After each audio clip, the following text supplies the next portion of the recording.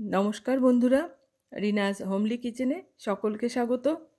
আজ শেয়ার করব সম্পূর্ণ নিরামিষ চাল কুমড়োর সাদা ঘন্ট। আশা করছি আপনাদের সকলের খুব ভালো লাগবে। এই চাল কুমড়োর সাদা ঘন্ট রেসিপিটা বানানোর জন্য আমি একটা বড় দেখে চাল কুমড়ো ধুয়ে নিয়েছি। চাল কুমড়োটাকে আমি এখন কেটে নেব। আমি বটি দিয়েই কাটবো আজকে।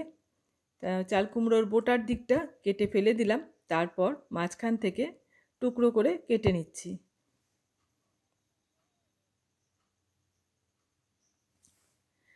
আমি এই সম্পূর্ণ চাল কুমড়োটা আজকে রান্না করব না, অর্ধেকটা আমি রেখে দিলাম আর এই অর্ধেকটাকে আমি ছোট ছোট টুকরো করে কেটে নেব।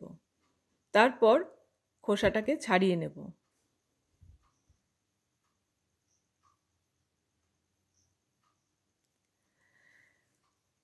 সমস্ত চাল কুমড়োর খোসা ছাড়ানো হয়ে গেছে।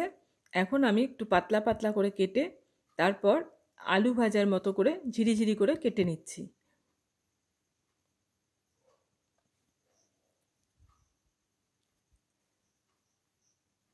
এই যে ঠিক এইভাবে আমি সম্পূর্ণ চাল কুমড়োটা কেটে নেব।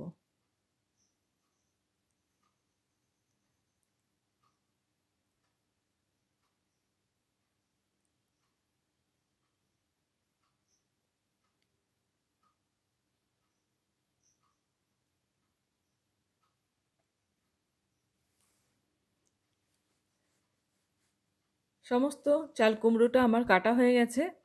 আর এখন আমি গ্যাসে কড়াই গরম করে নিয়েছি, দিয়ে দিয়েছি বেশ কিছুটা সর্ষের তেল। তেলটা ভালো মতো গরম করে নিয়ে ফোড়নে দিচ্ছি দুটো তেজপাতা, দুটো শুকনো লঙ্কা আর দেব গোটা জিরে হাফ চামচ।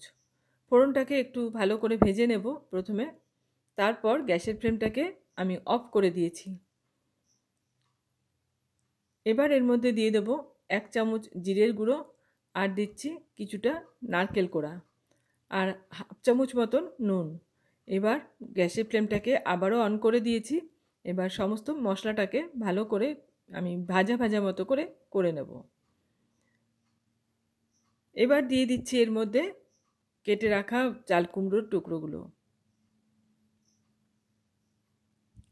সমস্ত চাল কুমড়োটা আমি দিয়ে দিয়েছি।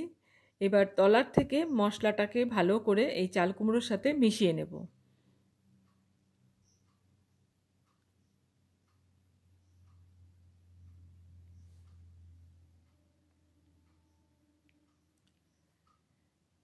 খুব ভালো করে আমি মশলার সাথে চাল কুমড়োটা মিশিয়ে নিলাম। এবার আমি ঢাকা দিয়ে গ্যাসের ফ্লেমটাকে মিডিয়ামে করে দিয়ে 5 থেকে 6 মিনিট রান্নাটা হতে দেব।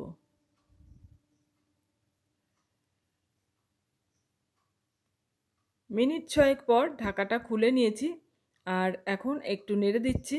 আর চাল কুমড়োর থেকে অনেকটা জল বেরিয়েছে। এবার ভালো করে একটু নাড়াচাড়া করে দেব আবার। আর এই জলটা শুকানো পর্যন্ত আমাকে রান্নাটা করতে হবে, এর মধ্যে কোনো জল দেব না। এবার আবারও একটু ঢাকা দিয়ে রাখবো 5 মিনিট মতন। তারপর আবার ঢাকাটা খুলেছি, মাঝে আমি একবার দুবার নেড়ে দিয়েছিলাম। একটু খুন্তি দিয়ে ভালো করে এইভাবে চেপে চেপে মিশিয়ে নিতে হবে, তাহলে চাল কুমড়োটা খুব ভালো মতন নরম হয়ে যাবে। এবার দিয়ে দিলাম দুটো কাঁচা লঙ্কা আর 1 চামচ চিনি। যেহেতু নিরামিষ রান্না, এটাতে একটু মিষ্টি মিষ্টি ভালো লাগবে, তা চিনি আর কাঁচা লঙ্কাটা দিয়ে আমি খুব ভালো করে আবার মিশিয়ে নিচ্ছি। আর তলার থেকে নাড়তে হবে আর একটু এইভাবে খুন্তি দিয়ে চেপে চেপে দিতে হবে, তাহলে এটা একটা আঠালো মতন হয়ে আসবে।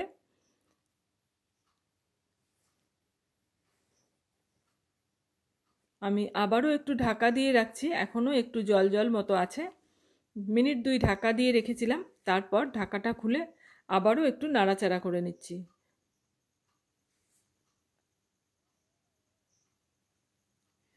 এইভাবে একবার চাল কুমড়ো এই সাদা ঘন্ট আপনারা বানিয়ে দেখবেন। গরম ভাত, রুটি, পরোটার সাথে খেতে খুব ভালো লাগে। তা আমার এই চাল কুমড়োর ঘন্টটা হয়ে গেছে, আমি গ্যাসের ফ্লেম অফ করে দিয়েছি। এখন একটা পাত্রে আমি এটাকে সার্ভ করে নিচ্ছি। আমার আজকের এই চাল কুমড়োর সাদা ঘন্টর রেসিপি আপনাদের কেমন লাগলো কমেন্টস করে জানাবেন। ভালো লাগলে লাইক আর শেয়ার করে দেবেন। চ্যানেল এখনও সাবস্ক্রাইব করা না থাকলে আমার চ্যানেলটা সাবস্ক্রাইব করে পাশে থাকা অল বাটনটা প্রেস করে রাখবেন। পরবর্তী ভিডিও নোটিফিকেশন আপনার কাছে চলে যাবে।